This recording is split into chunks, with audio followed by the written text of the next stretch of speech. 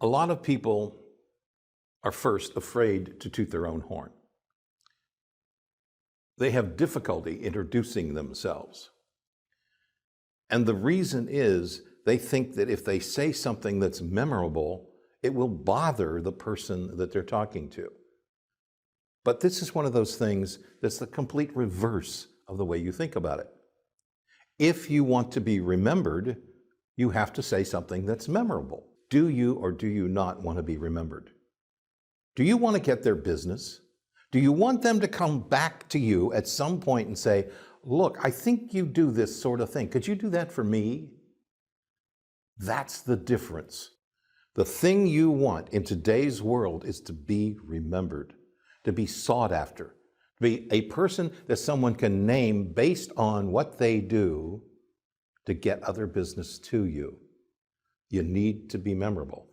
One of my clients did not want to use the term defogger. Now, that doesn't sound like much, but he didn't like the idea that it said something about him that people might remember. In any case, I convinced him to try it. Well, he did. And the reason that we had that name was simply because people said it was like driving through the fog with him. They could find their way. They could find clarity.